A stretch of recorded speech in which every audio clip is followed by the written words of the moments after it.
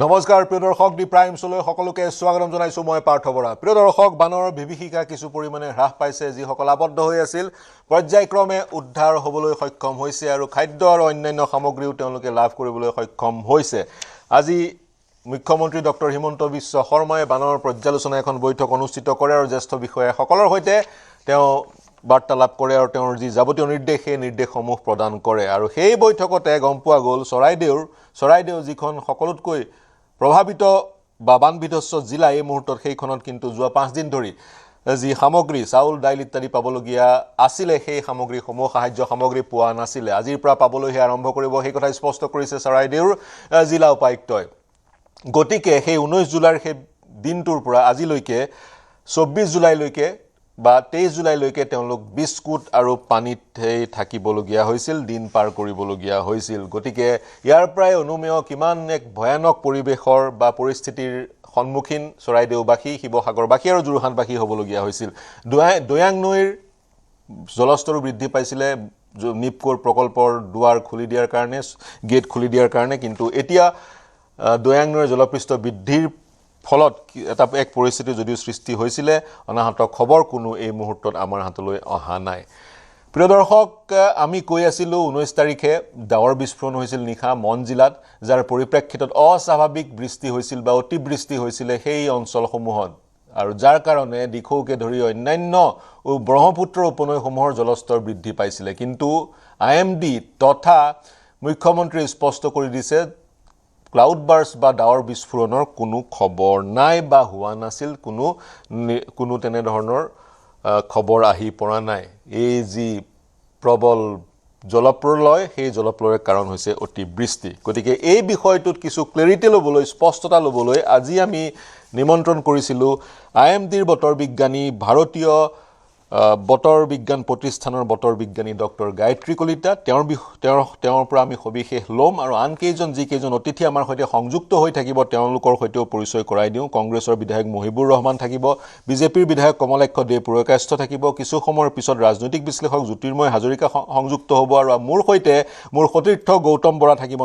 নাজিৰাৰ পৰা দিগন্ত হাজৰিকা থাকিব, তিয়কৰ পৰা তিতাবৰৰ পৰা থাকিব অনমোল যাদৱ আৰু শিৱসাগৰৰ পৰা থাকিব প্ৰদীপ গগৈ। মই ডক্টৰ গায়ত্ৰী কলিতা আপোনাৰ ওচৰলৈ যাব বিচাৰিছোঁ। পোনপটীয়াকৈ মোৰ প্ৰথম প্ৰশ্ন, মন জিলাত যদি সেইদিনাখন ক্লাউড বিস্ফোৰণ হোৱা নাছিলে, এয়া কি অতিবৃষ্টি নেকি? ক্লাউড বিস্ফোৰণ যদি হোৱা নাই, কিহৰ ভিত্তিত আমি ক'ব পাৰোঁ ক্লাউড বিস্ফোৰণ হোৱা নাই বুলি? ডক্টৰ কলিতা।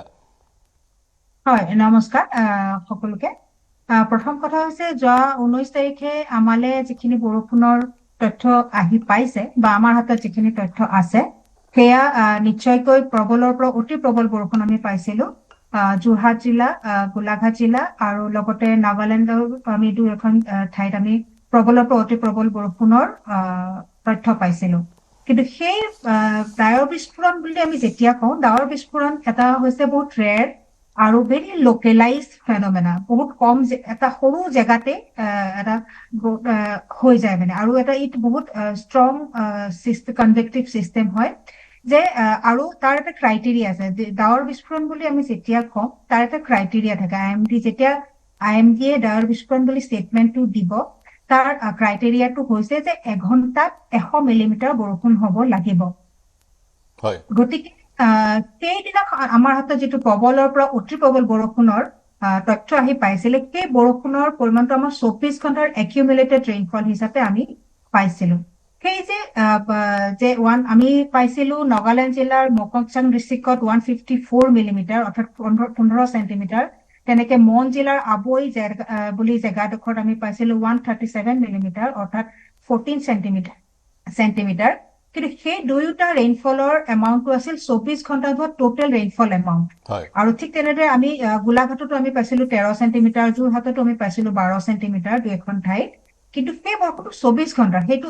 এই কোনো তথ্য আমাক কোৱা নাই যে সেই বৰষুণটো আমাক এঘণ্টাৰ ভিতৰত হৈছিলে। গতিকে যদি সেইটো এঘণ্টাৰ ভিতৰত হোৱা নাই, তেতিয়াহ'লে সেইটো তাক আমি ডাৱৰ বিস্ফোৰণ বুলি ক'ব নোৱাৰো। গতিকে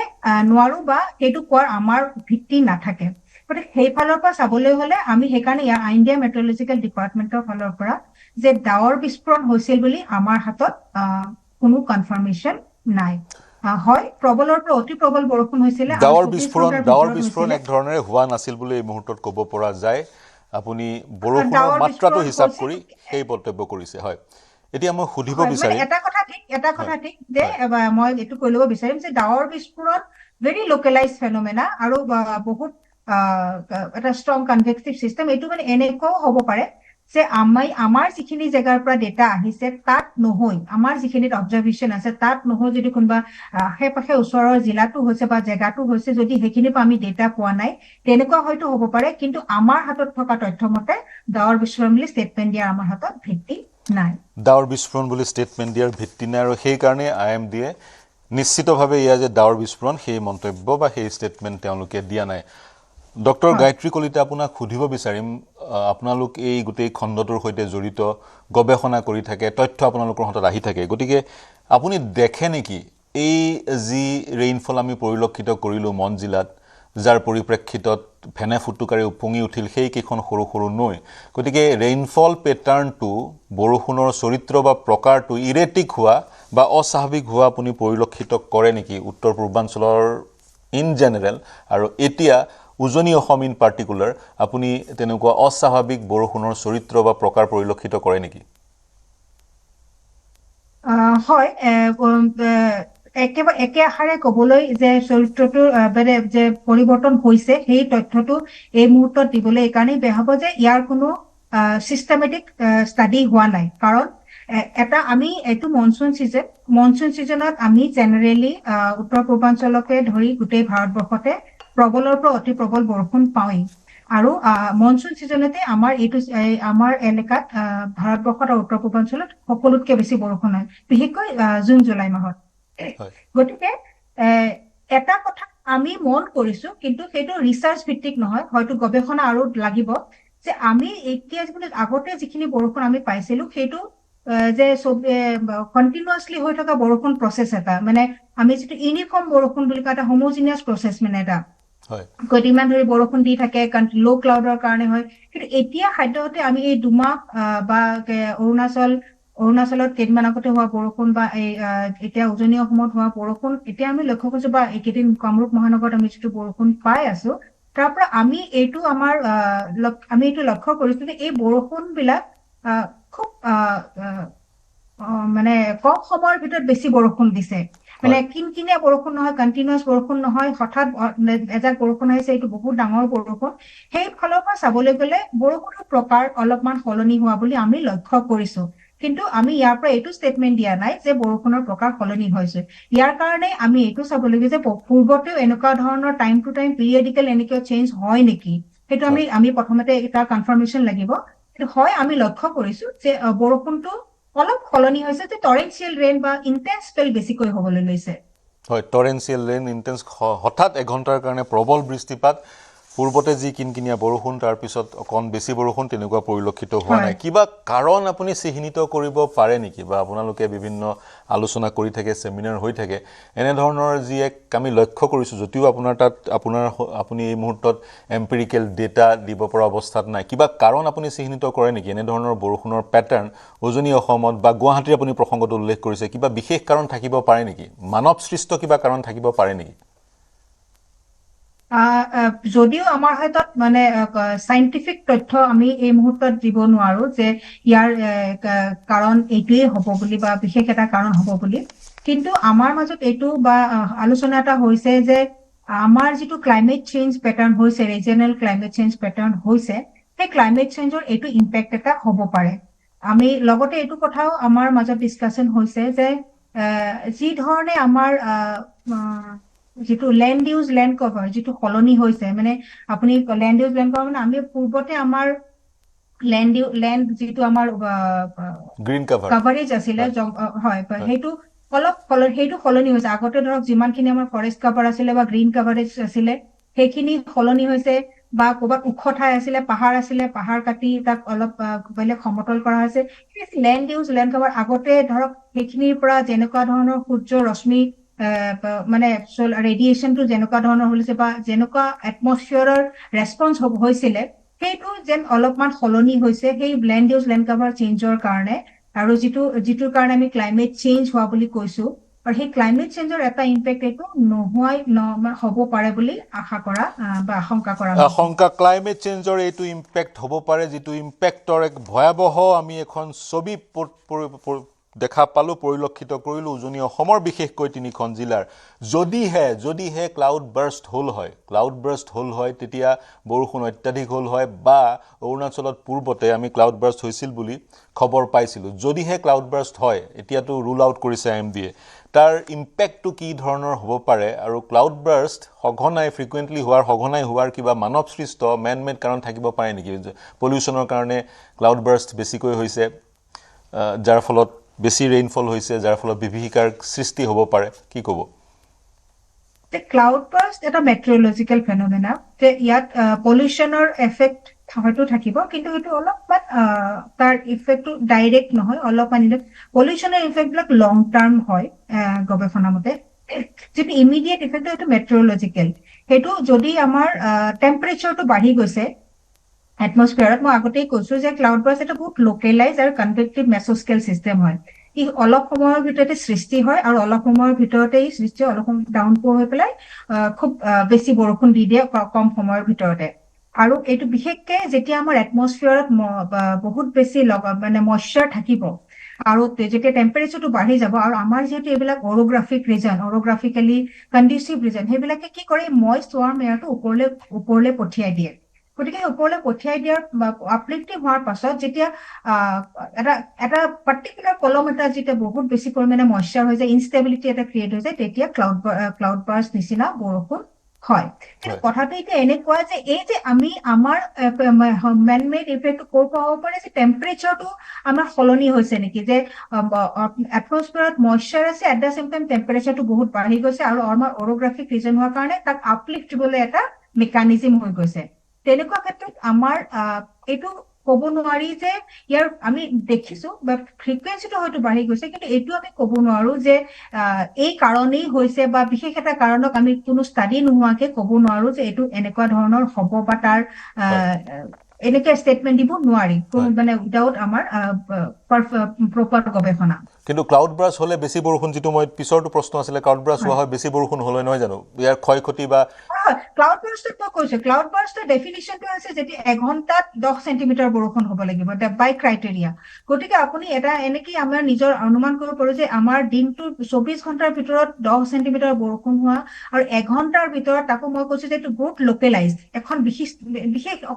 অলপমান জেগাতেই কেই কিলোমিটাৰ মানৰ ভিতৰতেই মানে 10 চেণ্টিমিটাৰ ৰেইন হ'ব আৰু খুব এঘণ্টাৰ ভিতৰতে 10 চেণ্টিমিটাৰ মানে 100 মিলিমিটাৰ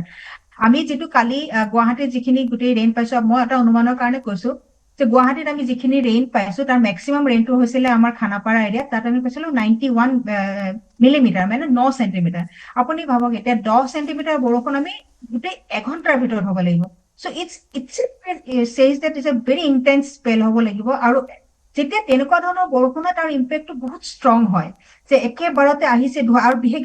ক্লাউড বাৰ্ষ্ট এনেকুৱা মই ক'লোৱে যে অৰগ্ৰাফিক ৰিজনত যে পাহাৰীয়া অঞ্চলত হয় তেনেকুৱা কি হয় যেতিয়া পাহাৰত খুব জোৰছে বৰষুণ আহিব তেতিয়া তাৰ ইম্পেক্টটো বহুত বেছি হয় যে খহাই আনিব যদি তাত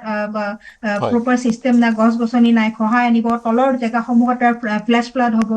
বা লেণ্ডশ্লাইড হ'ব তেনেকুৱা ধৰণৰ ইফেক্টবিলাক হয় গতিকে it's a rare and very intense event cloudburst হৈছে বিৰল এক পৰিঘটনা জলবায়ু পৰিঘটনা এইটো ক্লাউড বাৰ্ষ্ট হ'ব নোৱাৰে কাৰণ ইতিমধ্যে ডক্টৰ গায়ত্ৰী কলিতাই ক'লে ক্লাউড বাৰ্ষ্ট যদি হয় 10 চেণ্টিমিটাৰ বৰষুণ এক ঘণ্টাত হ'ব লাগিব বহুত বিশাল এক ডাঙৰ এক বৰষুণ হ'ব লাগিব যাৰ ফলশ্ৰুতিত বিশেষকৈ ক্লাউড বাৰ্ষ্ট পাহাৰতে হয় পাহাৰ খহি আহিব অন্যান্য আমি পৰিঘটনাসমূহ দেখা পাম গতিকে এই মুহূৰ্তত উজনি অসমৰ সংহাৰী ৰূপৰ কাৰণ অতিবৃষ্টি এক্সেছিভ ৰেইন বুলি ধৰি ল'ব লাগিব মই ডক্টৰ গায়ত্ৰী কলিতা আপোনাক অনুৰোধ জনাম কিছু সময় অপেক্ষা কৰিবলৈ আৰু দুটা প্ৰশ্ন মোৰ আপোনাক সুধিবলগীয়া আছে কিন্তু মোৰ সতীৰ্থসকলে অপেক্ষা কৰি আছে অসমৰ বিভিন্ন প্ৰান্তৰ পৰা বিশেষকৈ উজনি অসমৰ বিভিন্ন প্ৰান্তৰ পৰা বতৰা দিবলৈ বানৰ শেহতীয়া খবৰ দিবলৈ অনমোল মই আপোনাৰ ওচৰলৈ গৈছোঁ অনমোল দয়াঙৰ এতিয়া শেহতীয়া ছবিখন কেনেকুৱা পানী এৰি দিয়াৰ পিছত নিপকৈ হয় চক পাৰ্থ নিপকৈ আচলতে 4টা গেট যেতিয়া মুকলি কৰি দিলে আমি পুৱা ভাগত আচলতে সৰু পানী বিভিন্ন মেৰাপানী অন্তৰ্গত যি সৰু পানী আছে কাছমাৰী আছে বিভিন্ন গাঁৱলৈ আমি ৰাওনা হৈছিলোঁ পুৱা ভাগতে কিন্তু পুৱা ভাগত জলস্তৰ যথেষ্ট ওপৰলৈ অহা পাছতো কিন্তু গাঁওসমূহত পানী প্ৰৱেশ কৰা নাছিলে কিন্তু আজি নিশা ভাগত প্ৰায় 2মান বজাত গাঁওসমূহত পানী প্ৰৱেশ কৰা আশংকা স্থানীয় ৰাইজসকলে আশংকা কৰিছে আৰু বিশেষকৈ NDRF বাহিনী আহি পিনি যি জয়পুখুৰী আছে জয়পুখুৰীত তেওঁলোকে বাহাৰ পাতিছে প্ৰশাসন সম্পূৰ্ণৰূপে সষ্টম হৈ আছে গোলাঘাট জিলা প্ৰশাসন যিকোনো পৰিস্থিতিৰ বাবে তেওঁলোকে মোকাবিলা কৰিবলৈ সষ্টম হৈ আছে আৰু ৰাইজক সজাগ আৰু সতৰ্ক হৈ থাকিবলৈ অনুৰোধ জনোৱা হৈছে ৰাইজে সেইমতে নিজৰ পশুধন আৰু খোৱা খাদ্য যিসমূহ চাউল আছিলে ধান আছিলে তেওঁলোকে নিৰাপদ স্থানলৈ ইতিমধ্যে নিছে নৈ কাষৰীয়া ৰাইজসকলে আৰু ইতিমধ্যে সকলো সষ্টম হৈ আছে যিকোনো পৰিস্থিতিৰ পৰা মোকাবিলা কৰিবলৈ পাৰ্থ দৈয়াংবাসীয়ে সকলো পৰিস্থিতিৰ সৈতে মোকাবিলা কৰিবলৈ সষ্টম হৈ আছে যি ধৰণে শিৱসাগৰ চৰাইদেউ আৰু যোৰহাটে সময় নাপালে যথেষ্ট পৰ্যাপ্ত সময় দৈয়াংপৰীয়াবাসীয়ে পাইছে আজি বতৰ কেনেকুৱা বৰষুণ দিছে নেকি অনমোল হয় চক আজি যথেষ্ট বতৰ ভাল আৰু হয় আজি যথেষ্ট বতৰ ভাল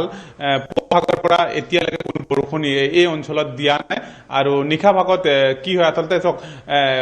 অসমৰ ঠাইত তুলনাত নাগালেণ্ডত উখা জিলাত বিশেষকৈ ধাৰাসাৰ বৰষুণ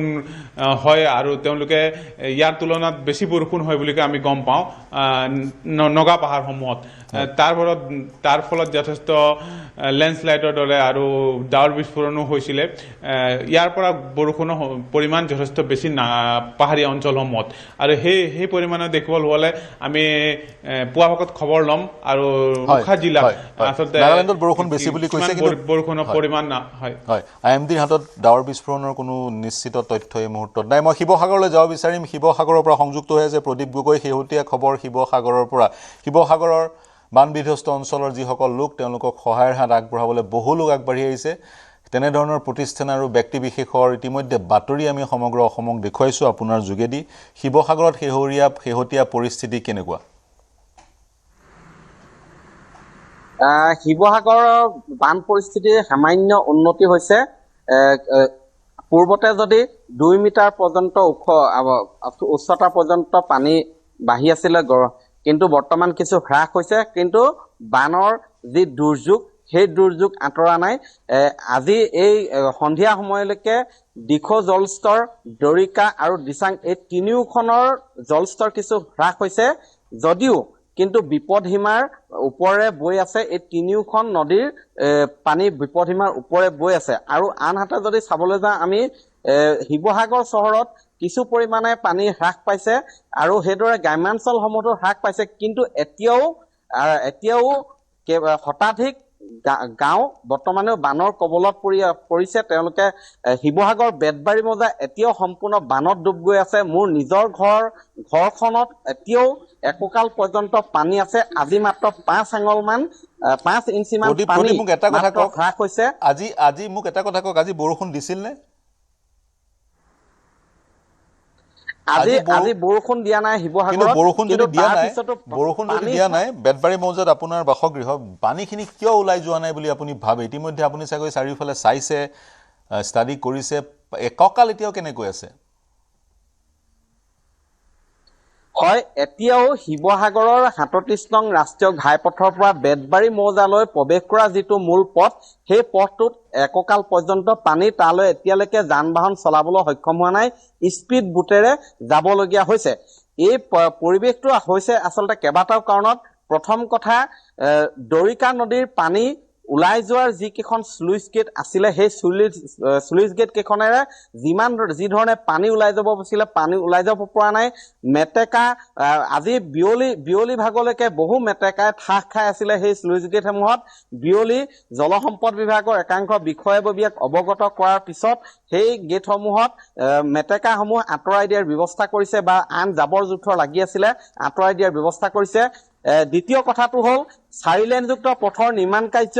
যি ধৰণে আচলতে অপৰিকল্পিতভাৱে ইয়াত হল 4 লেনযুক্ত পথটো আচলতে শিৱসাগৰ বেতবাৰী মৌজাৰ মাজেৰে পাৰ হৈ গৈছে ইয়াৰ পৰা দৰিকা নদীৰ পানী যিটো দিশত আচলতে বৈ যায়, বিশেষকৈ দৰিকা নদীৰ এটা কিন্তু বেয়া দিশ আছে, সেইটো হৈছে দৰিকা নদীৰ এটা চাইডত মথাউৰি নাই। মথাউৰি নথকা হয়তো নদী অসমৰ ভিতৰত এইখন এখন অন্যতম। দৰিকা নদীৰ এটা দিশত মথাউৰি নাই আৰু সেই পানীখিনি আহি সমগ্ৰ বেতবাৰী মৌজাৰ বুৰাই পেলায়। পূৰ্বতে দেখা গৈছিলে বেতবাৰী মৌজাত পানী হলেও কিন্তু এদিন বা দুদিন থকাৰ পিছত সেই পানীখিনি ওলাই গুচি যায়। কিন্তু এইবাৰ ডাঙৰ কথাটো হ'ল যে বেতবাৰী মৌজাত আজি 5 দিন ধৰি, আজি এহেঁতি 5 দিন হৈছে, এই 5 দিনৰ দিনাখনো সমগ্ৰ বেতবাৰী মৌজা পানীত ডুবি আছে আৰু এতিয়ালৈকে 8 গৰাকী ব্যক্তি বেতবাৰী মৌজাত এই সময়ছোৱাত মৃত্যুমুখত পৰিছে। ইয়াৰে 4 গৰাকী পানীৰ বহাৰ ফলত পানী হুপে উটুৱাই নিয়া বা পানীত পৰি মৃত্যু হৈছে আৰু 5 গৰাকীয়ে সময়মতে যথা সময়ত চিকিৎসা লাভ নকৰাৰ কাৰণে মৃত্যুমুখত পৰিছে, কাৰণ তেওঁলোকক উদ্ধাৰ কৰিব পৰা হোৱা নাছিলে, চিকিৎসা লাভ কৰা নাছিলে, ৰোগী আছিলে। সেই কেইগৰাকীও মৃত্যু হৈছে ইতিমধ্যে। আৰু ইয়াৰ কাৰণটো হ'ল চাইলেনযুক্ত পথটো আচলতে বহু ঠাইত যি ধৰণৰ আচলতে তলেৰেদি ইয়াত কালভাৰ্ট আছিলে সেইবিলাক বন্ধ হৈ আছে। ইয়াৰ উপৰিও শিৱসাগৰ চহৰত খুন্দামৰা যিবিলাক পানী, সেই পানীবিলাক ওলাই যোৱাৰ যিবিলাক মূল কালভাৰ্ট আছিলে, নলা আছিলে, সেইবিলাক চাৰিলেনযুক্ত পথ নিৰ্মাণ কৰোঁতে আৰু এটা প্ৰশ্ন, মানৱ সৃষ্ট কাৰণত এই পানী যোৱাৰ যি পথ, নেচাৰেল স্বাভাৱিক যি পথ, প্ৰাকৃতিক যি পথ, সেই পথবোৰ বন্ধ হৈছে। 4 লেনযুক্ত আমাক ঘাইপথ লাগিব, কিন্তু সেই 4 লেনযুক্ত ঘাইপথৰ তলত পৰ্যাপ্ত কালভাৰ্ট বা পেছেজ থাকিব লাগিব। সেই পেছেজ নোহোৱাৰ অভিযোগ যোৱা 5 দিন ধৰি সাংবাদিক, বিশেষজ্ঞ, পৰিৱেশবিদ সকলোৱে কৰি আছে। এতিয়া মোক এটা কথা কওক, ঘৰৰ আচবাব বৰ অৱস্থা কেনেকুৱা? নতুনকৈ ঘৰখন যদি কোনোবাই আৰম্ভ কৰিব লাগে, আপোনাৰ কথাই মই সোধোঁ, একে শূন্যৰ পৰা আৰম্ভ কৰিব লাগিব। ঘৰত আপোনাৰ প্ৰিয় যিবোৰ আচবাব আছিল ব্যৱহাৰ উপযোগী কিমান হৈ আছে, বা আপোনাৰ পৰিচিত আন আন ব্যক্তিসকলৰ ঘৰৰ আচবাবসমূহ কিমান পৰ্যায়লৈ ব্যৱহাৰৰ উপযোগী হৈ আছে? হয়, মোৰ দৰে আন সহস্ৰজনৰ একে পৰিৱেশ। তেওঁলোকে যিহেতু পানীটো হঠাৎ আহি সোমোৱা কোনেও কল্পনা কৰিব নাছিলে। যিহেতু প্ৰথমবাৰ হৈছে সেই এলেকাবিলাকত এনেধৰণৰ ভয়ংকৰ বান। পূৰ্বতে বান হোৱা হলে অলপ হলেও সজাগ হলহেঁতেন, কিন্তু কেতিয়াও কল্পনা কৰা নাছিলে এনেধৰণৰ যাতে এটা বান আহিব। গতিকে এনেধৰণৰ অৱস্থাত স্বাভাৱিকতে বয় বস্তুসমূহ ক্ষিপ্ৰতাৰে উলিয়াই নিয়াত পলম হ'ল, যাৰ বাবে অধিকাংশ বয় বস্তু পানীৰ তলত ডুব গৈ আছে। যিবিলাক বিভিন্ন যন্ত্ৰপাতি বা বহুতৰ যান বাহনো বৰ্তমান পানীৰ তলত ডুব গৈ আছে। কেৱল ইমানেই নহয়, আজি 5 দিন, এদিন বান আহিলে বান হ'ল, দ্বিতীয় দিনা ওলাই গুচি গ'ল বা হ্ৰাস হ'ল, তেনেধৰণে হলেও বহুখিনি বচাৰ চান্স থাকে। কিন্তু 5 দিন ধৰি যেতিয়া ডুবিয়ে থাকিব, তাত নিশ্চয় কাঠৰ আচবাবৰ পৰা বহু বস্তু পচিবলৈ আৰম্ভ কৰিব, বহু বস্তু নষ্ট হয়। আৰু বৰ্তমান সেয়াই হৈছে। কেৱল সেইটোৱেই নহয়, বৰ্তমান পশু খাদ্যৰ অভাৱ হৈছে। আৰু এই সময়ছোৱাত আটাইতকৈ কথা হ'ল যে আমাৰ যিবিলাক এলেকা, শিৱসাগৰ চহৰৰ দাঁতিকাষৰীয়া এলেকাবিলাক হৈছে কৃষিজীৱী পৰিয়ালে বেছি, খেতি প্ৰধান ঠাই। এই সময়ছোৱাত ধান খেতিৰ বাবে মাটি চহোৱাৰ সময়, মাটি ৰোৱাৰ সময়। বেছিভাগে কঠীয়া পাৰি ইতিমধ্যে 9 ভুঁই যন্ত্ৰ পাতিছিলে, ৰুবলৈ আৰম্ভ কৰিছিলে। এই কঠীয়াসমূহো বৰ্তমান সম্পূৰ্ণ পানীৰ তলত নষ্ট হৈ গৈছে, কাৰণ এদিন দুদিন নহয় 5 দিন ধৰি পানীত সম্পূৰ্ণৰূপে ডুবি আছে। তাতে প্ৰখৰ ৰ'দো দিছে, গতিকে গেলি পচি সেইবিলাক সম্পূৰ্ণ নষ্ট হৈছে। খেতিয়কৰ মাজতো হাহাকাৰ, পশুধনৰ খাদ্যৰ অভাৱ হৈছে,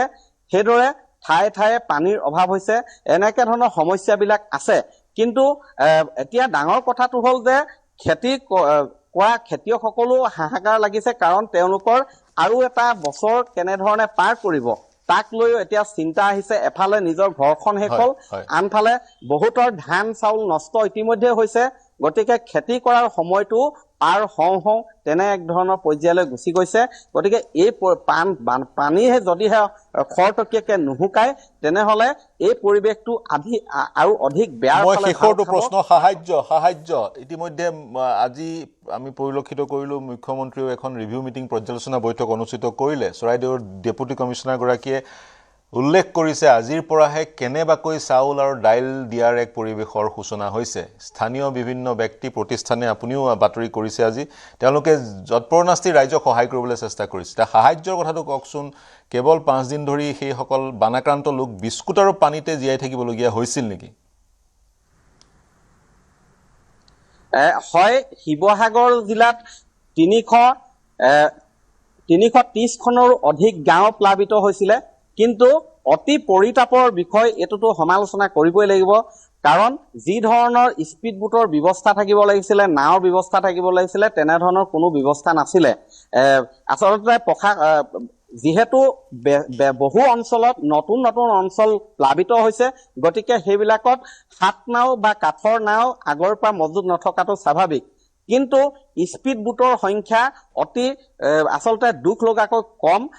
মাত্ৰ কেইখনমান স্পিড বুটেৰে এই গোটেই এলেকাবিলাক ঘূৰি ফুৰিবলগীয়া হোৱাত বহু পলম হৈ গৈছে যাৰ বাবে খাদ্য সামগ্ৰী যোগানতো স্বাভাৱিকতা পলম হৈছে কাৰণ এতিয়া কালিৰ পৰা কিছু তৎপৰতা দেখা গৈছে কালিৰ পৰা আৰু অন্যান্য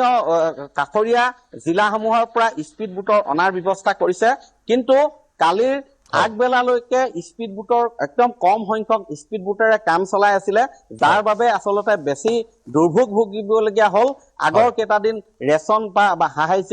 পোৱাৰ পৰা বঞ্চিত হৈছিল বহু পৰিয়াল এতিয়া অন্তত সাহায্য পাবলৈ আৰম্ভ কৰিছে প্ৰদীপ মই আপোনাক ৰখাম এটা ব্ৰেকিং আহিছে সেই ব্ৰেকিং নিউজটো দি ল'ব বিচাৰিম এই মুহূৰ্তত এটা গুৰুত্বপূৰ্ণ ব্ৰেকিং এই মুহূৰ্তত ব্ৰেকিং নিউজটো দি ল'ব বিচাৰিম বিগ নিউজ এই মুহূৰ্তৰ ডাঙৰ ব্ৰেকিং এনটিএ পুনৰ গঠনৰ পৰিকল্পনা চৰকাৰৰ নেশ্যনেল টেষ্টিং এজেন্সি পুনৰ গঠনৰ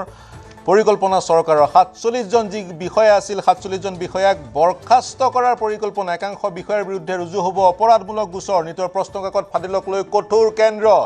এনটিএ পুনৰ গঠনৰ পৰিকল্পনা কেন্দ্ৰৰ এই সিদ্ধান্ত গ্ৰহণ কৰা হৈছে এনটিএৰ 47 গৰাকী বিষয়াক বৰখাস্ত কৰা হৈছে নিতৰ প্ৰশ্নকাকত ফাদিলক লৈ একাংশ বিষয়া জড়িত থকাৰ অভিযোগ আৰু তেওঁলোকৰ বিৰুদ্ধে অপৰাধমূলক গোচৰ ৰুজু হ'ব যি ধৰণে প্ৰতিবাদ সাব্যস্ত হৈছিল দিল্লীকে ধৰি সমগ্ৰ দেশতে সেই প্ৰতিবাদকাৰীসকলৰ এটা দাবী আছিল অন্যতম এই এনটিএক পুনৰ গঠন কৰা আৰু চৰকাৰে এতিয়া সিদ্ধান্ত গ্ৰহণ কৰিছে এনটিএক পুনৰ গঠন কৰাৰ পূৰ্বতে এনটিএত 39 জন বিষয়া কৰ্মৰত হৈ আছিল একেবাৰে ডাইৰেক্টৰ জেনেৰেলৰ পৰা সুপাৰিনটেণ্ডেণ্টলৈকে তাৰ পিছত 16 গৰাকী বিষয়া অতিৰিক্তভাৱে নিয়োগ কৰাৰ এক ব্যৱস্থা গ্ৰহণ কৰা হৈছিল কেৱল মাত্ৰ সেই 39 জন আৰু 19 জন বিষয়াৰে এনটিএ 47 জন বিষয়াৰে এনটিএ চলি আছিল কিন্তু সকলোকে বৰখাস্ত কৰা হৈছে সকলোকে বৰখাস্ত কৰি একে শূন্যৰ পৰা নতুনকৈ এনটিএ গঠন হ'ব এনটিএ অৰ্থাৎ নেশ্যনেল টেষ্টিং এজেন্সি আৰু যি এনটিএ 2018 চনৰ পৰা নীট আৰু জি এডভান্স পৰীক্ষা পৰিচালিত কৰি আহিছে প্ৰতিযোগিতামূলক পৰীক্ষা পৰিচালিত কৰাৰ দায়িত্ব আছিল এনটিএৰ 2018 চনৰ পৰা প্ৰায় 250টা পাব্লিক এক্সামিনেশ্যন প্ৰতিযোগিতামূলক পৰীক্ষা এনটিএ অনুষ্ঠিত কৰিছে আৰু সেই প্ৰতিযোগিতাত 6.5 কোটি ছাত্ৰ ছাত্ৰী অৱতীৰ্ণ হৈছিল কিন্তু শেহতীয়াকৈ 2024 চনত নিটৰ প্ৰশ্নকাকত ফাদিল হৈছিল আৰু শেহতীয়াকৈ 2026 চনত নিটৰ প্ৰশ্নকাকত ফাদিল হৈছিল যাৰ পৰিপ্ৰেক্ষিতত সমগ্ৰ দেশৰে ছাত্ৰ ছাত্ৰীয়ে বিক্ষোভ কৰিছিল আন্দোলনৰ পথ বাছি লৈছিল আৰু যন্তৰ মন্তৰত যোৱা 26 দিন ধৰি আন্দোলন কৰি আছিল আৰু এই আন্দোলনৰ অন্যতম নেতা সোনম ৱাংচুক একে 26 দিন ধৰি হাংগাৰ ষ্ট্ৰাইকত আছিল আৰু সেই হাংগাৰ ষ্ট্ৰাইক তেওঁ ইতিমধ্যে বন্ধ কৰিছে আৰু চৰকাৰেও কিছুমান পদক্ষেপ গ্ৰহণ কৰিবলৈ আৰম্ভ কৰিছে তাৰে অন্যতম হৈছে এনটিএ নেশ্যনেল টেষ্টিং এজেন্সিৰ 47 গৰাকী বিষয়াক বৰখাস্ত কৰাটো এতিয়া লক্ষণীয় হ'ব চৰকাৰে এনটিএক নতুনকৈ কেনেধৰণেৰে নতুন পৰিকল্পনাৰে গঠন কৰে যাৰ পৰিপ্ৰেক্ষিতত অনাগত সময়ত যাতে নিটৰ পৰীক্ষাৰ প্ৰশ্নকাকত ফাদিল নহয় স্বচ্ছ আৰু নিকাৰূপে পৰীক্ষাবোৰ অনুষ্ঠিত হয় আৰু ছাত্ৰ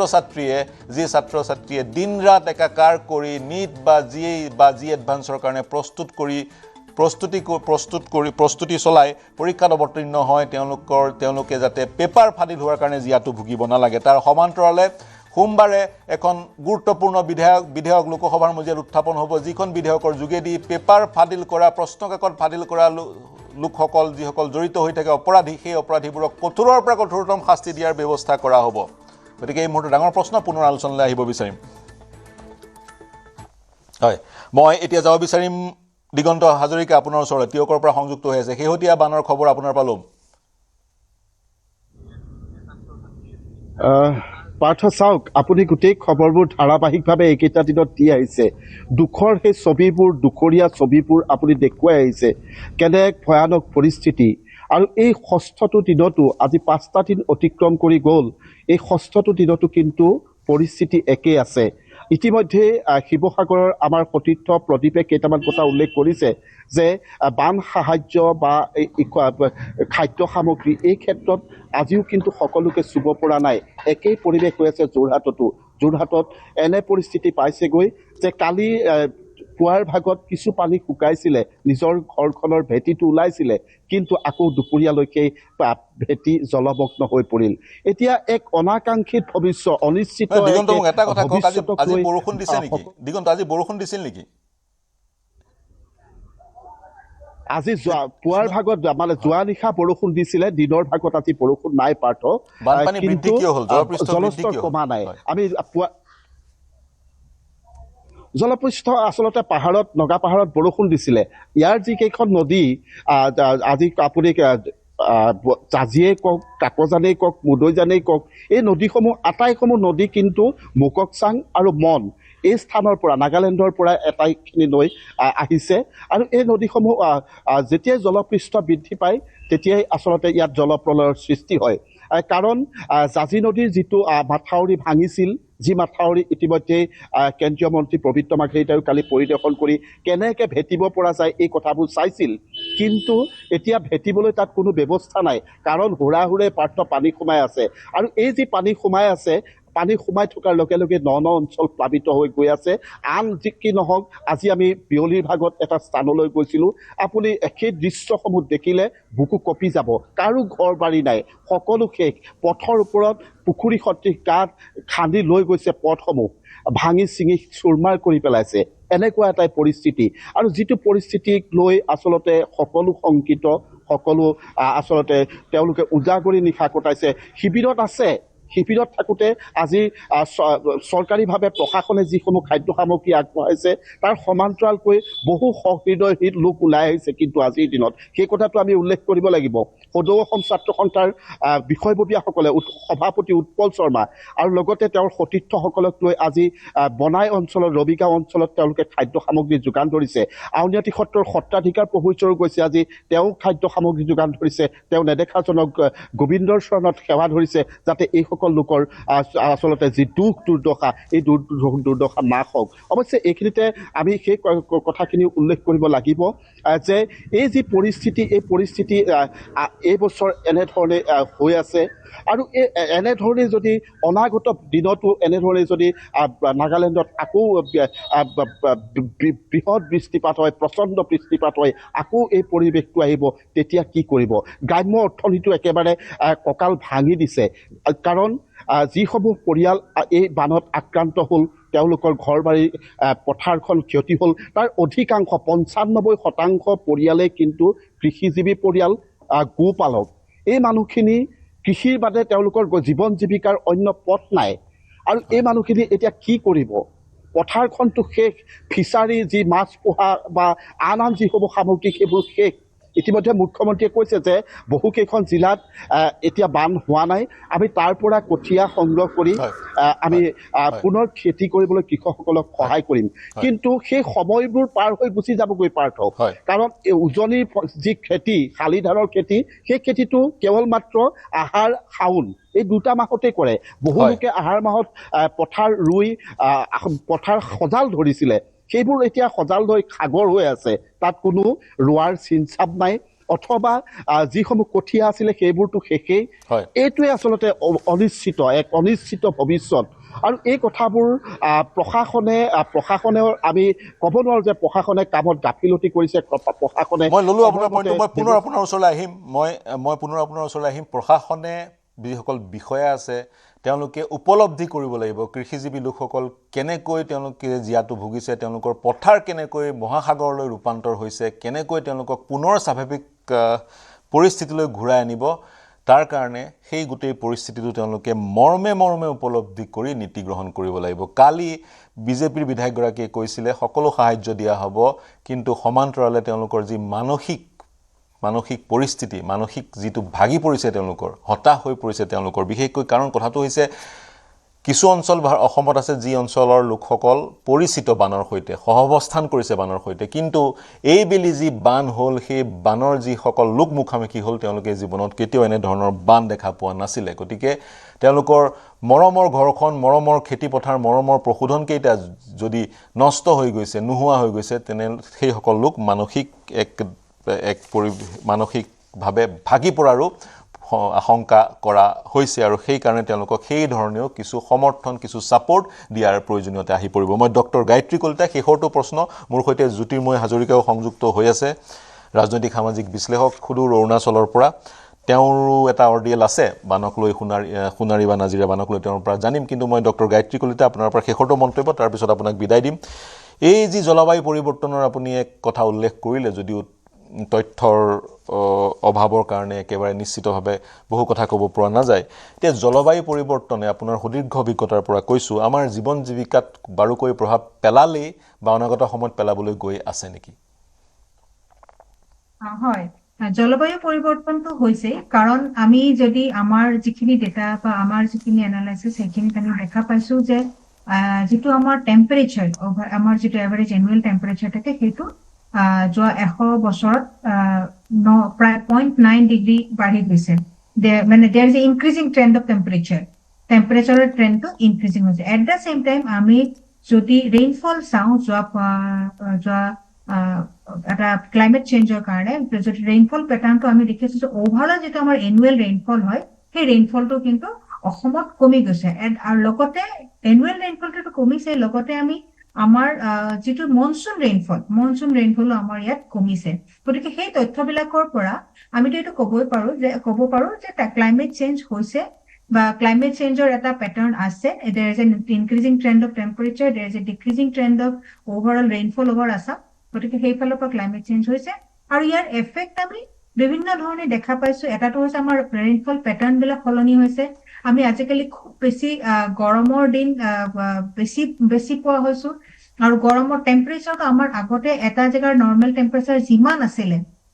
তাতকে আমি সঘনাই বহুত বেছি টেম্পাৰেচাৰ পোৱা হৈছো যেনেকে আজি ধৰক এখন জেগাৰ আগতে যদি এভাৰেজ টেম্পাৰেচাৰ 35 ডিগ্ৰী বা 35 ডিগ্ৰী আছিলে আজিকালি সেই জেগাবোৰত আমি সঘনাই 35 ডিগ্ৰীতকৈ ওপৰত টেম্পাৰেচাৰ হোৱা দেখা পাইছো গতিকে সেই ফালৰ পৰা আৰু এতিয়া আমি ৰিসেন্টলি যিখিনি বৰষুণৰ এক্সপিৰিয়েন্সখিনিৰ পৰা আমি ক'ব পাৰো যে পেটাৰ্ণটো অলপ সলনি হৈছে আগতে যেনেকুৱা ধৰণৰ বৰষুণ দিছিলে যে প্ৰি মনসুন সিজনত মানে বহাগ জেঠ মাহত আমাৰ যেটো বৰদৈচিলাৰ নিচিনা ধুমুহা গাজনিৰে বৰষুণ দিছিলে মনসুনত আমাৰ এটা কিনকিনিয়া কন্টিনিউয়াছ ৰেইনফল হৈছিলে সেই তেনেকুৱা নহয় পেলাই বৰষুণৰ পেটাৰ্ণটো সলনি হৈছে বা আগতে আমি এটাও কথা লক্ষ্য কৰিছো যে আগতে আমি যেনেকুৱা ধৰণৰ ধুমুহা দেখিছিলো এই বছৰ অলপ হয়তো ধুমুহা কম হৈছে বৰষুণ হৈছে কিন্তু ধুমুহা যিটো আগৰ যিটো বৰদৈচিলাৰ যিটো নিচিনা বৰষুণ আছিল সেই বৰষুণটো অলপ কিছু পৰিমাণে ফ্ৰিকুৱেঞ্চিটো কমি যোৱা দেখা গৈছে গতিকে পেটাৰ্ণ আমি বিভিন্ন ধৰণে দেখিছো নেদেখা নহয় গতিকে ইয়াৰ এফেক্টটো আমাৰ মানৱ জীৱনৰ ওপৰত পৰিছেই ইম্পেক্ট বিলাক আমি লাৰ্জ স্কেলত হোৱা দেখা পাইছো আমাৰ ৰিসেন্ট বানপানীৰ কথাই হওক বা আমাৰ বিভিন্ন ধৰণৰ জেগাত বানপানী নোহোৱা জেগাত বানপানী হৈছে বা আগতে যিবোৰ জেগাত টেম্পাৰেচাৰ গৰমৰ দিনতো টেম্পাৰেচাৰ 35 ডিগ্ৰী 33 ডিগ্ৰীতকৈ ওপৰত নগৈছিলে সেইবোৰত আজিকালি 39 গতিকে গায়ত্ৰী কলিতা গতিকে যেহেতু আপুনি ক'লে এই বস্তুবোৰ এই পৰিঘটনাবোৰ ইৰিভাৰ্সিবল আমি আগৰ দিনবোৰলৈ ঘূৰি যাব নোৱাৰো গতিকে সহাৱস্থান বা ক্লাইমেট যি ধৰণে চেঞ্জ হৈছে সেই ধৰণেৰে আমাৰ জীৱন যাপনৰ যিবোৰ প্ৰক্ৰিয়া সেইবোৰ আমি পৰিৱৰ্তন কৰিব লাগিব উদাহৰণস্বৰূপে আগতে যদি এটা বিশেষ মাহত আমি কঠিয়া ৰুইছিলো এতিয়া সেই মাহটো নুৰুই আমি অন্য মাহলৈ যাব লাগিব গতিকে সেই ধৰণেৰে আমি এডজাষ্ট কৰিব লাগিব নেকি হয় এডজাষ্ট কৰিব লাগিব লগতে ইয়াৰ কাৰণে ইয়াত এটা ডাঙৰ ৰোল আছে যে আমাৰ ফৰকাস্টিঙৰ এটা ডাঙৰ ৰোল আছে যে আমি যেতিয়া সহাৱস্থান কৰিবলৈ হলে আমি আগতীয়াকে বতৰৰ বিষয়ে জানিব লাগিব আমি সজাগ হ'ব লাগিব আমি সচেতন হ'ব লাগিব যে এই যে বতৰ আমি এতিয়া ফৰকাস্টিং যে কৰো সেই ফৰকাস্টিংটোৰ ইনফৰমেশ্যনটো আমি ৰাখিব লাগিব যে আমাৰ বতৰটো এই সিজনটোত কি হ'ব ইণ্ডিয়ান মেট্ৰলজিকেল ডিপাৰ্টমেণ্টৰ বেলেগ টাইম স্কেলত ফৰকাস্টিং থাকে যে সিজনেল এটা আমাৰ লং ৰেঞ্জ ফৰকাস্ট থাকে যিটো সিজনৰ আগত দিয়া হয় আমাৰ 15 দিনৰ কাৰণে এক্সটেণ্ডেড ৰেঞ্জ ফৰকাষ্ট থাকে যিটো 15 দিনৰ কাৰণে দিয়া হয় আৰু এই এনেকুৱা ধৰণৰ ফৰকাষ্টে এগ্ৰিকালচাৰেল প্লেনিঙত খুব বেছি সহায় কৰে যে ছিজনৰ আগত যদি আমি কওঁ যে এই বছৰ মনচুনত বেছি বৰষুণ হ'ব নৰ্মেলতকৈ বা কম বৰষুণ হ'ব তেনেকুৱা ধৰণে তেখেতসকলে প্লেন কৰিব পাৰে তাৰপিছত যেতিয়া আমি 15 দিনৰ এক্সটেণ্ডেড ৰেঞ্জ ফৰকাষ্ট দিওঁ তেওঁলোকে প্লেন কৰিব পাৰে যে এইটো সময়ত সিঁচিব পাৰিম সিঁচিব নোৱাৰিম আমি ফৰকাষ্ট বিলাকত টেম্পাৰেচাৰ কিমান হ'ব হিউমিডিটি কিমান হ'ব বৰষুণ কিমান হ'ব এই গোটেইখিনি তথ্য থাকে লগতে মিডিয়াম ৰেঞ্জ ফৰকাষ্টত কি হয় আপুনি মেইনটেনেন্সৰ মানে ধৰক মিডিয়াম ৰেঞ্জ ফৰকাষ্টত আমি অহা 7 দিনত কি হ'ব ফৰকাষ্ট দিওঁ লগতে আমি সতৰ্কতা বাণীও দিওঁ তাৰপিছতে আমি এটা আৰু ফৰকাষ্ট যিটো হৈছে নাওকাষ্ট এইটো অহা নেক্সট 3 ঘণ্টাত কি হ'ব গতিকে এই যে বিভিন্ন টাইম স্কেলত আমি ফৰকাষ্ট দিওঁ এই গোটেই কেইটাৰে এগ্ৰিকালচাৰ ফিল্ডত বহুত বেছি ইম্পৰ্টেঞ্চ আছে প্লেনিঙৰ কাৰণে তাক কঠীয়া সিঁচিবৰ কাৰণে বা ষ্টেজটো কেনেকে কৰিব সেই গোটেইখিনিত এটা ডাঙৰ ৰোল আছে গতিকে forecasting is a very big role in planning and adaptation and mitigation গতিকে সেই কথাটো আমি লক্ষ্য ৰাখি আমি ফৰকাষ্টিঙত ইম্প্ৰুভমেণ্ট কৰিব লাগিব ফৰকাষ্টিং বিলাক মানুহে চাব লাগিব চোৱাৰ লগে লগে টেকনিকেলি ফৰকাষ্ট বিলাকে কি মিন কৰিছে সেই মিনিং বিলাক মানুহে আণ্ডাৰষ্টেণ্ড কৰিবলৈ বা তাৰ সেইটো কৰবাত নহয় কৰবাত গায়ত্ৰী কলিতা যিসকল কৃষক আছে তেওঁলোকক ফৰকাষ্টটো বুজিবলৈ ফৰকাষ্টটো গ্ৰহণ কৰি সেইমতে পদক্ষেপ ল'বলৈ তেওঁলোকক সজাগতা বৃদ্ধি কৰিব লাগিব চাগে মোৰ এটা উপলব্ধি দুৰ্যোগ প্ৰশমনৰ গোটেই ব্যৱস্থাপনাটোক আমি ৰিলুক কৰা নতুনকৈ আমি চোৱাৰ এক সময় চাগৈ আহি পৰিছে আৰ্লি ৱাৰ্ণিং ছিষ্টেম কৰবাত নহয় কৰবাত উৰিষ্যা সদৃশ অসমত নাই হোৱা নেকি যি আৰ্লি ৱাৰ্ণিং ছিষ্টেমৰ সৈতে আমি গাঁৱৰ যুৱক যুৱতীসকলকো জড়িত কৰিব পাৰিব লাগিছিল যাতে এটা গোল্ডেন টাইম বা গোল্ডেন পিৰিয়ড আমি পাওঁ নিজক বচাবলৈ সেই ব্যৱস্থাপনাটো অসমত IMDৰ সহযোগত ৰাইজৰ মাজলৈ যোৱা নাই নেকি নাই ইণ্ডিয়া মেট্ৰলজিকেল ডিপাৰ্টমেণ্টৰ আৰ্লি ৱাৰ্ণিং ছিষ্টেম আছে ইতিমধ্যে মই ক'লোৱে আপোনাক আমি আমাৰ সকলোখিনি ষ্টেক হোল্ডাৰক লগতে আমাৰ নিজৰ ৱেবছাইটত আমাৰ মৌচম এপ আছে মই এই জৰিয়তে আপোনালোকক সকলোকে কৈছো যে মৌচম এপ ডাউনলোড কৰক আপোনালোকৰ জেগাৰ ওপৰত কেনেকুৱা ধৰণৰ বতৰ হ'ব অহা 15 দিনত কি হ'ব এক্সটেণ্ডেড ফৰকাষ্ট মতে অহা 3 দিনত কি হ'ব এই সময়ত কি হ'ব গোটেইখিনি আপুনি ইনফৰমেশ্যন পাই থাকিব আমাৰ ৱেবছাইট চাওক আৰু IMDৰ একচুৱেল ৱেবছাইট ছ'চিয়েল মিডিয়াত আমাৰ এইবিলাক প্ৰেৰণ কৰা হয় গোটেইখিনি চাই থাকক আৰু আমাৰ গোটেইখিনি ষ্টেট গভৰ্ণমেণ্ট বা আমাৰ ষ্টেক হোল্ডাৰ গোটেইখিনি আমাৰ এই ডেটাসমূহ প্ৰেৰণ কৰা হয় আৰু এগ্ৰিকালচাৰৰ কাৰণে আমাৰ ডেডিকেটেড ছাৰ্ভিচ আছে এগ্ৰ মেট্ৰলজিকেল ছাৰ্ভিচেছ তাত এই গোটেইখিনি ছাৰ্ভিচ আমাৰ দিয়া হয় হয় ধন্যবাদ জ্ঞাপন কৰিছোঁ ডক্টৰ গায়ত্ৰী কলিতা সেই চিন্তাৰে আপোনাক মই এৰিছোঁ মৌচম এপ সকলোৱে ডাউনলোড কৰক যি বিভিন্ন সময়ৰ ফৰকাষ্ট সেই এপৰ যোগেদি আপোনালোকে ইণ্ডিয়ান মেট্ৰলজিকেল ডিপাৰ্টমেণ্টৰ পৰা পাই থাকিব আৰু আজিৰ তাৰিখত যি ধৰণে বতৰৰ পৰিৱৰ্তন সঘনাই হৈ থাকে নতুন পৰিঘটনা আমি সঘনাই দেখি থাকোঁ ফৰকাষ্টটো যদি আপুনি গম পায় আপুনি নিজৰ যি জীৱনশৈলী সেই জীৱনশৈলীক তেনেধৰণৰে আগবঢ়াই লৈ যাব পাৰিব ক'ৰবাত যদি যাবলগীয়া আছে ফৰকাষ্টটো চাই আপুনি যাব পাৰিব খেতিৰ ক্ষেত্ৰতো আপুনি সেই ফৰকাষ্টটোৰ সৎব্যৱহাৰ কৰি খেতি উৎপাদনত সুফল পাব পাৰিব এই চিন্তাৰে মই এটা বিৰতি লৈছোঁ বিৰতিৰ পিছত জ্যোতিৰ্ময় হাজৰিকাৰ ওচৰলৈ যাম অৰুণাচলৰ পৰা সংযুক্ত হৈ আছে মোৰ সতীৰ্থসকল আছে সম্ভৱতঃ মই গৌতমৰ ওচৰলৈ যাবলৈ প্ৰয়াস কৰিম আৰু বাকী ৰাজনৈতিক ব্যক্তিসকলো সংযুক্ত হ'ব মই এটা বাণিজ্যিক বিৰতি লৈছোঁ নমস্কাৰ প্ৰিয় দৰ্শক বিৰতিৰ পিছত সকলোকে স্বাগতম জনাইছোঁ মোৰ সৈতে সংযুক্ত হৈ আছে জ্যোতিৰ্ময় হাজৰিকা আৰু মোৰ সতীৰ্থ গৌতম আপোনাৰ ওচৰলৈ যাম মই জ্যোতিৰ্ময় হাজৰিকা আপোনাৰ ওচৰলৈ যাব বিচাৰিছোঁ আপুনি কি প্ৰতিক্ৰিয়া প্ৰকাশ কৰিব আপোনাৰ লগত যিটো ঘটনা ঘটিল আমাক জনাওকচোন বানৰ আপুনিও সন্মুখীন হ'ল যাৰ পৰিপ্ৰেক্ষিতত আপুনি এতিয়া অৰুণাচলত আবদ্ধ হৈ থাকিবলগীয়া হৈছে বা আপুনিও উজনি অসমৰ এনেকুৱা বান পূৰ্বতে দেখিছিল নে ধন্যবাদ পাৰ্থ কথাটো হৈছে কি মই সেই সময়ত মই উজনিৰ বিশেষকৈ মই ডিব্ৰুগড় আহি থাকিবলগীয়া হৈছিল আৰু সোণাৰীত যিহেতু এখন মিটিং আছিলে সেই মিটিংখনৰ পৰিপ্ৰেক্ষিতত মই সোণাৰীত সিদিনাখন থাকিবলগীয়া হৈছিলে কিয়নো সিদিনা সোণাৰীৰ মই মিটিংখনলৈ প্ৰায় বেঙেনাবাৰী অঞ্চললৈ মই গৈ আছিলোঁ সেই সময়ত দেখিছিলোঁ ৰাস্তাৰ দুয়োকাষে পানী উফন্দি আহিছে লাহে লাহে মই ভাবিছিলোঁ যে সেই সময়ত ৰাস্তাটোলৈকে যিহেতু পানী পোৱা নাই গতিকে আমি সুন্দৰকৈ গৈ পেলাই তেতিয়ালৈকে ভবা নাছিলোঁ যে বান হ'ব বুলি বা এনেকুৱা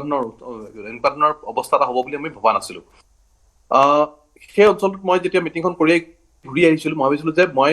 ডিব্ৰুগড়লৈ যোৱাৰ আগতে মই সোণাৰীত আজি থাকি দিওঁ ৰাতি যিহেতু বেছি হৈছিলে সোণাৰীত থাকি দিছিলোঁ সোণাৰীৰ নাহৰআলি অঞ্চলত এখন হোটেল মেজেষ্টিক বুলি এখন হোটেল আছে সেই হোটেলখনত আমি তেনেকৈ আশ্ৰয় গ্ৰহণ কৰিছিলোঁ ৰাতিৰ বাবে পিছদিনাখন পুৱা আমি গুচি যাম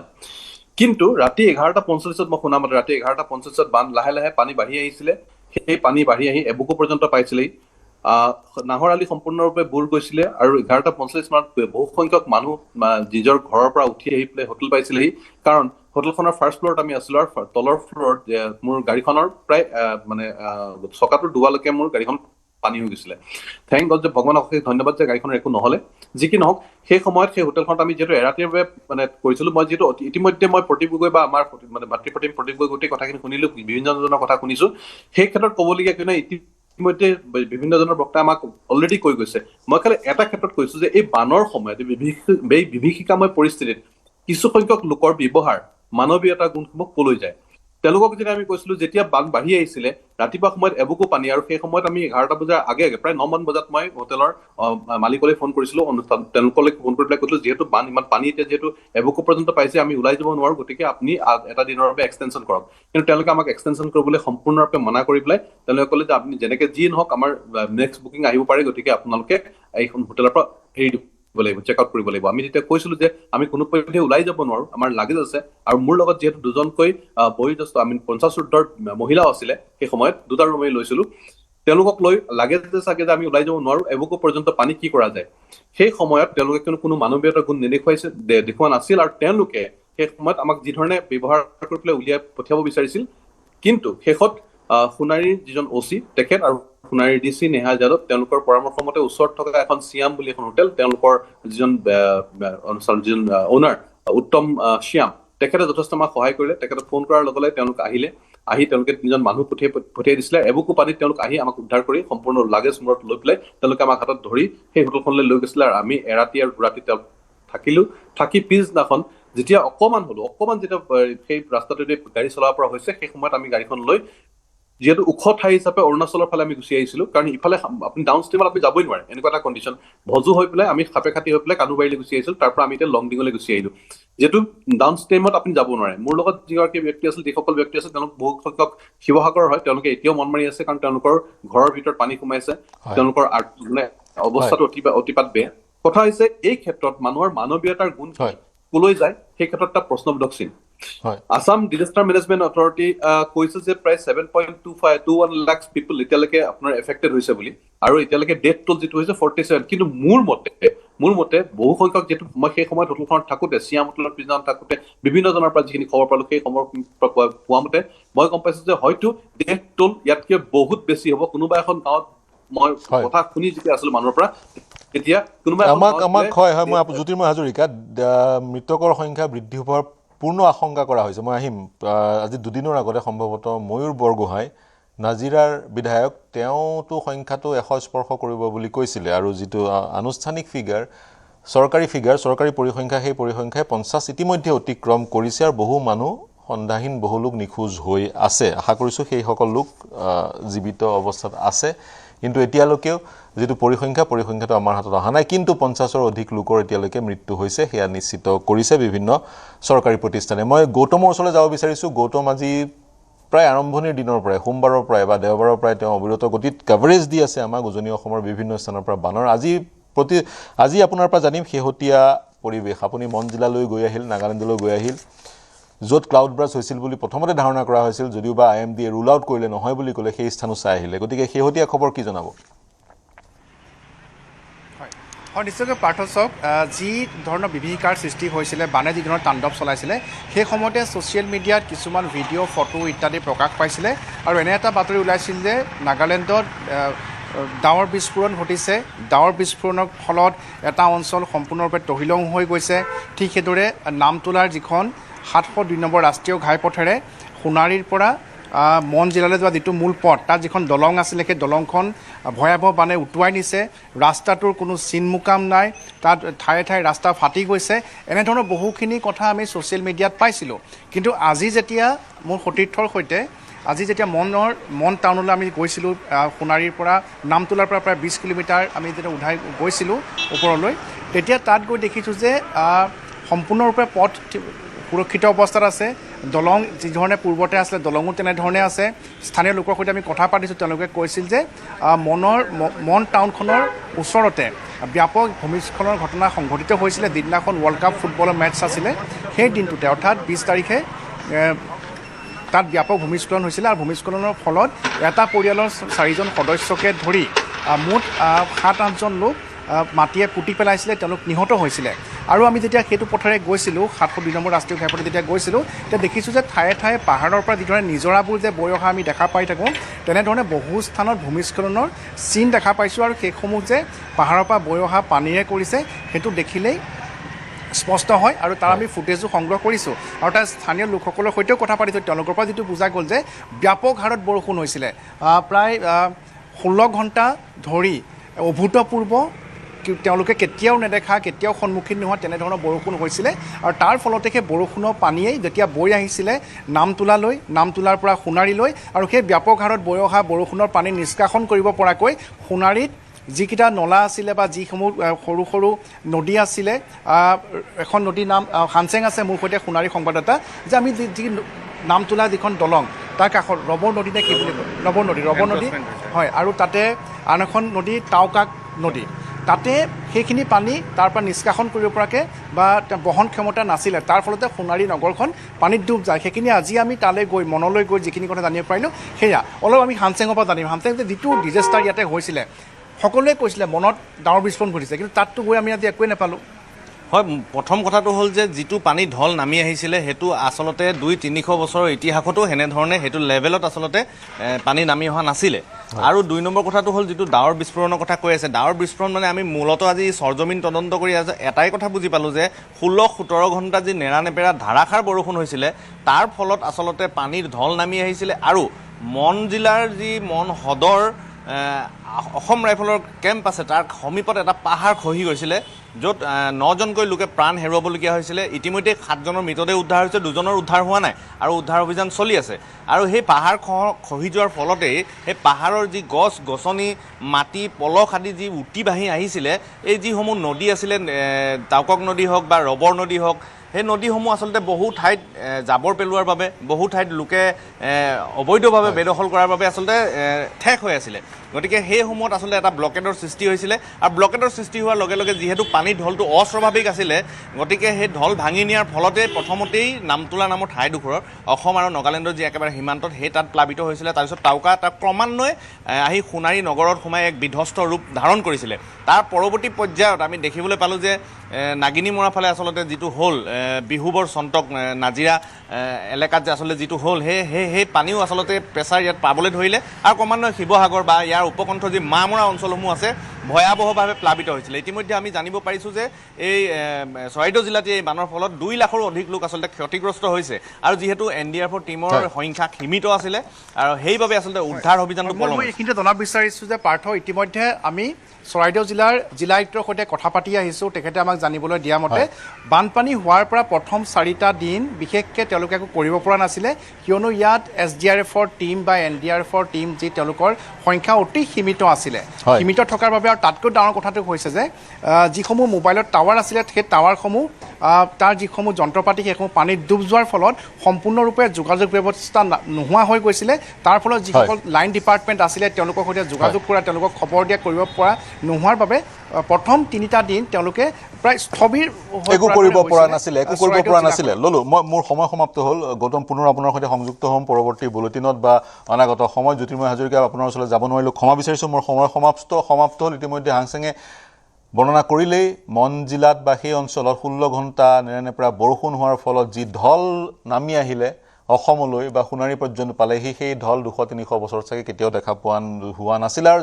আৰু অন্যতম এটা কাৰণ এই বিভীষিকাৰ হৈছে পানীৰ যি নেচাৰেল পাথ যি পানীৰ যি স্বাভাৱিক ৰাস্তা সেই স্বাভাৱিক ৰাস্তাসমূহ ক'ৰবাত নহয় ক'ৰবাত মানৱ সৃষ্ট কাৰণৰ কাৰণে বন্ধ হৈ গৈছিল যাৰ পৰিপ্ৰেক্ষিতত এই বিভীষিকা